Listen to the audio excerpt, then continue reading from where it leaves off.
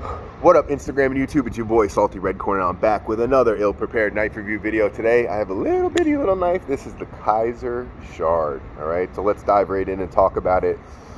Bowler N690 blade steel, which is a decent budget steel. Bowler does really good stuff. This isn't the highest edge retention, but it's a decent blade steel, okay?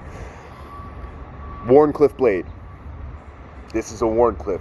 If you ever wanted to see what a Wharncliffe is described, there's a lot of different terminology floating around there, different blade shapes and whatever. People like to meld the two together. This is a Wharncliffe, all right? You have a straight edge and kind of an angular pointy tip, okay? So there's a lot of jimping, copious jimping from the back of the pivot all the way to the center of the blade. And it's got yellow G10. We have fully skeletonized scales, so the knife is very light, and a deep carry pocket clip, all done with a black wash finish and thumb stud deployment. All right, the action is very nice for a little knife. It's got a lot of snappiness. The D10 is done well. It's a liner lock, about 25% lockup, so lots of life left in there. Let's look at it compared to the Spyderco Little Native. The Spyderco Little Native is a little bit bigger than this, but this has more usable cutting edge because you lack the choil that this has. Now, ergonomically, I prefer this over this, but hand size and all that stuff's going to play a role in there, and it might vary for you, okay? So, 3-finger grip on this knife all day, 3 fingers. It has a very odd kind of lanyard hole, but I guess that's what they had to do to make it work on here. This is a knife that I would add a lanyard to. I would put a stubby little lanyard on here so I could get my 4th finger to have something to hold on to. And I'll show you what I'm talking about here with my Bark River Adventurer. Just something small here so that my 4th finger can grab onto it. All right. This is definitely a candidate for a lanyard in my opinion if you have larger hands but you want to carry something small and like not aggressive, not scary looking. You know, this knife is so small that I don't care what the shape is. It's really not an intimidating knife at all. All right, so the G10 is done well. I like the weight of the knife. I like the finishing and I like the colors. I like the black and yellow. Looks like a little bee. Definitely wouldn't want to get stung by this. But overall, decent knife. Definitely a decent knife. I don't know the price on this anymore. This thing came out at least like 1.5 years or 2 years ago, if I'm not mistaken. So you can probably pick these up on the secondary market. This one's for sale from Improper EDC. So if you have any interest, just DM me or ask me in the comments, and I can give you guys a good price on this particular knife. But definitely an interesting little piece. It's a nice little lightweight knife that you can carry in gym shorts, and you know, like I said, it's not intimidating. So if you need to carry it in an office setting or something like that, that's going to work.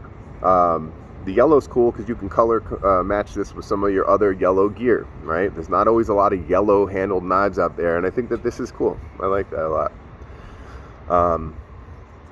Action, like I said, is very nice for a small little knife. I think it runs on bearings, but I'm not 100%, so definitely go check on that. This is an ill-prepared knife review after all. All right.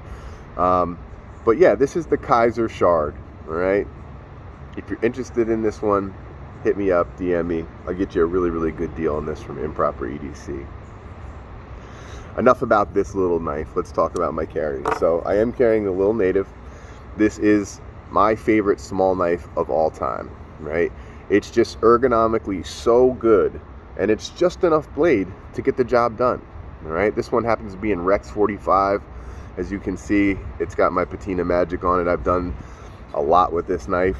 I've never once had to sharpen this knife. I've used this knife for a very, very long time. I've had it for 2 years now. I've used it a lot, and I've never once had to sharpen it. It's still super sharp. It still slices paper, and I love Rex 45 for that reason. I think Rex 45 is probably one of my favorite blade steels of all time at this point, right? As far as carbon steels go. Okay, so this has you know, it's a nice lightweight knife with a wire clip. I love it, right? My other carry is another small knife. This is the Bark River Adventurer L Max. All right, this is another ergonomic masterpiece, right? Just enough blade to get the job done. Definitely a sturdy piece, and wonderful ergos. I've added this little lanyard to get a little extra grip purchase when I need it. That's that. I'm wearing the Glycine Combat Sub in bronze. This is an awesome Swiss movement, great piece, absolutely love it. And the Aurora A29 Rovivon. This is a really cool rechargeable flashlight, and this was a gift from Improper EDC. I really like it a lot. I've always wanted this. It's got tritium inserts, just a cool piece. Taurus GC3 is my firearm today with the Olight Balder Mini. And as far as Taurus goes, you guys have heard me talk about that. Taurus has come such a long way.